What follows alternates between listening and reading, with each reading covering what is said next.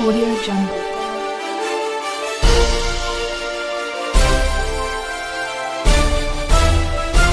Audio Jungle. Aide recounts Mugabe's last days. George Charamba, the man who served former President Robert Mugabe for over 30 years and mediated the veteran ruler's resignation under pressure from the military and his party, has lifted the lid on the fallen strongman's final moments in power. Charamba, who has seamlessly traded garments and is now speaking on behalf of the new man in charge, Emerson Mnangagwa, revealed exclusively to the Daily News on Sunday that during the turbulent 2 weeks that Mugabe was placed under house arrest as the army took control of the country, the nonagentarian tried frantically to keep his job by attempting to restore Mnangagwa's vice presidency. Just before the military intervention, Mnangagwa had been sacked for showing traits of disloyalty, abruptly removing a favorite to succeed him and boosting the likelihood of his wife, Grace, becoming his next deputy and potential successor. Mnangagwa then fled assassins for a safe place. On Friday, Mugabe's successor sensationally claimed that he was tipped of the plot to assassinate him by one of the hitmen given a mission to eliminate him just after he was given his marching orders.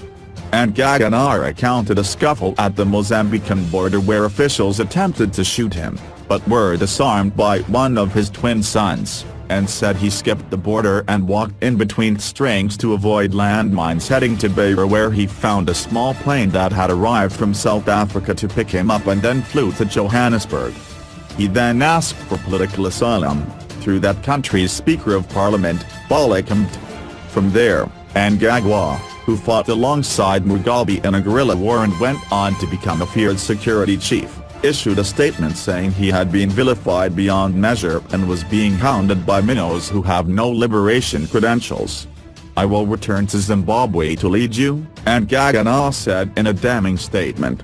Charamba told the Daily News on Sunday that the under-siege former president, placed under house arrest and faced with 60 Zimbabweans protesting and demanding that he quits at the Zimbabwe grounds where he was inaugurated as prime minister in 1980, tried to reconnect with his former deputy to restore his position in the party and government so as to survive the imminent deposal. He narrated how army generals gave him a chilling message that he and other negotiators were to transmit to Mugabe during the dying hours of his 37-year rule. During the negotiations, "We were shuttling between Yosa-Magamba Tongagara, former KGVI, barracks and the Blue Roof, Mugabe's residence. We were summoned to Yosa-Magamba Tongagara to meet the command element of the Zimbabwe Defense Forces. This was myself, Catholic priest, Father Mukanori and Aaron Pora, who was the Deputy Director General of the CIO, Central Intelligence Organization. And we were given an appraisal of the situation. They gave us the scenarios that were at play, which were that the Povo and also students were threatening to go to the Blue Roof and that there was a possibility of harm to the president. The second was the party had instituted impeachment procedures which were going to take him from being a liberation icon to a common criminal," Charamba said. "The commanders sent us with a very chilling message. They said please go and get the president to appreciate the gravity of the situation out there. There was the possibility of a Libyan scenario where the president would have been dragged out of the Blue Roof and lynched.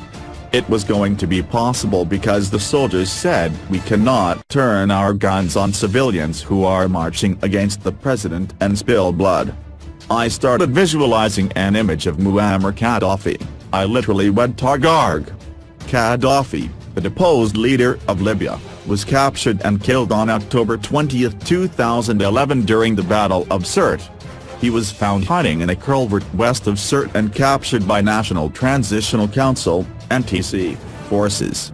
Gaddafi was killed shortly afterwards. The NTC initially claimed he died from injuries sustained in a firefight when loyalist forces attempted to free him, although videos of his last moments show rebel fighters beating him and one of them sodomizing him with a bayonet before he was shot several times as he begged for his life.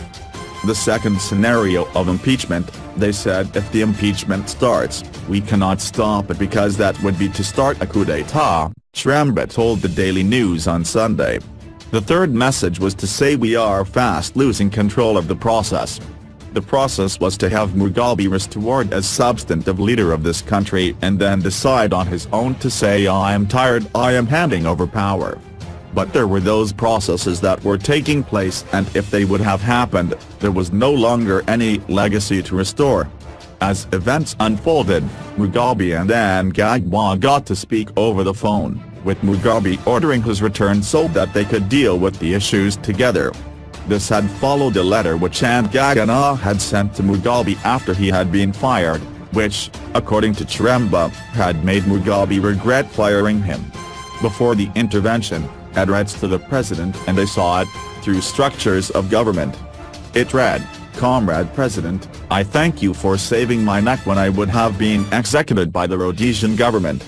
Thank you for protecting me in gaol and encouraging me to read to become a lawyer. Thank you for appointing me a personal assistant. I thank you for giving me positions of trust including security and other portfolios. But today my enemies have triumphed and I accept it," Charamba said. "When I was shown that letter, I cried and said to the person who showed me, 'Has the president seen this letter?' And he said I sent it to his office. I knew after reading it he will revise his decision on Emerson. True to my prediction, he was moved. What I know is that the president was working around a formula to reconnect and restore his position. And during the last hours, the president and Mnangagwa spoke through Father Mukonora's phone and the president said, 'Emerson, where are you?' And he replied, 'Shifu, I am in South Africa.' 'Why are you in South Africa?' He replied, 'I had to leave the country because elements and security close to me told me they wanted to eliminate me.' Mugabe said, 'To tell the truth, I wasn't aware. And I believed him because a lot was being done behind his back.' So, as the conversation continued, he said, 'Can you come back?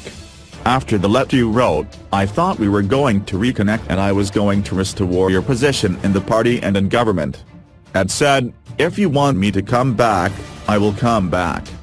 The president said, 'I want you to come back now, so we can handle the situation together.' Charamba said Mugabe finally decided to resign after having considered the dimensions that had been pointed out by the Zimbabwe Defense Forces. But according to the presidential spokesperson, Mugabe wanted to go on his own terms. On the last day, we were joined by Gideon Gono and then Defense Minister Sidney Sakwamei. The president said to me, 'Charamba, I don't want the world to say I have resigned because I fear impeachment. I haven't committed any crimes. If they want, let them go ahead. I will answer to them,' Charamba said.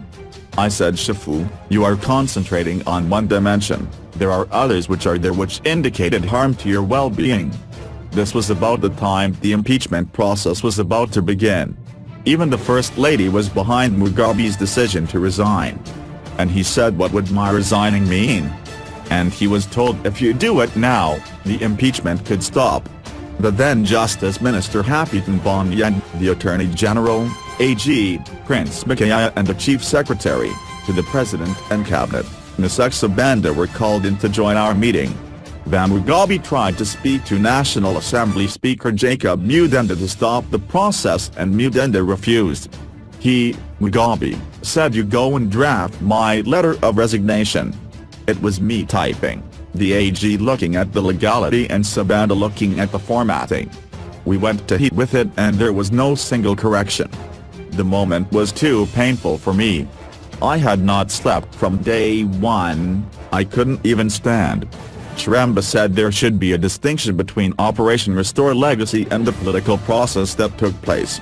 The operation was launched because there had been abuse of a 93-year-old. We would not have gotten to elections in that situation and something terrible would have happened. There are several things that happened. There was a march at the Zimbabwe grounds and threats to go to the Blue Roof. There was a party process which had seen him being recalled as the president of the party. There was the impeachment process that had been instituted. Another aspect is that when he called a cabinet meeting, 7 ministers attended and by 10 o'clock, only one had been left, which means that loyalty had gone. And when you have a president who can no longer command institutions he is supposed to lead, there is a problem. But what should be noted is that Mugabe never refused to step down. He wanted to do it in his own way, but there were those issues I have mentioned.